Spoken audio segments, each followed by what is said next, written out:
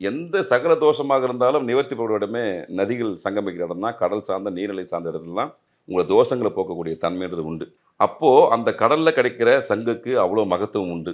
இது வலம்புரி சங்கு, இடம்புரி சங்குன்றது பூஜை முறைகளுக்கு பயன்படுத்துற விஷயம். அது வேற. இயல்பாகவே கிடைக்கக்கூடிய சங்கு மாலைய ஒரு மனிதர் போடும்போது, பணம் சம்பந்தமான பிரச்சனைலருந்து மெல்ல மெல்ல வெளிய வரதுல அனுபவத்தில பார்க்கலாம். அனைவருமே சங்கு மாலை போடுங்க, பயன்படுத்துங்க. மகாலட்சுமி தாயாருக்கு சங்கு மாலைய வைத்து அபிஷேகம் பண்ணுங்க.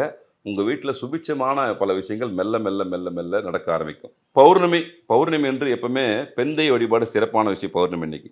அந்த பௌர்ணமி நாளுல வரக்கூடிய ராகு காலத்துல உங்களுக்கு பிடிச்ச இஷ்ட தெய்வம், பெண் தெய்வம் எதுக்கோ அவங்களுக்கு அபிஷேகமோ, அர்ச்சனையோ, யாகமோ என்ன உங்களால பண்ண முடியுமோ, முடிஞ்சா ஒரு என்ன சொல்லுங்க ஒரு பூக்களால் அர்ச்சனை, உங்க பொருளாதார சிக்கல் தீர்றதுக்கு பௌர்ணமி அன்னைக்கு வரக்கூடிய ராகு காலத்துல நீங்க உங்க இஷ்ட தெய்வமான ஏதோ ஒரு அம்மனுக்கு வழிபாடு செய்யும்போது, படிப்படியாக உங்க வீட்ல பொருளாதார சிக்கல் தீர்றத கண்கூடா பார்க்கலாம். இது எல்லாமே அனுபவ உண்மை. சித்தர்களும், மகான்களும் வைத்த ஒரு சின்ன சின்ன குறிப்புகள வச்சு தான் சொல்றோம்.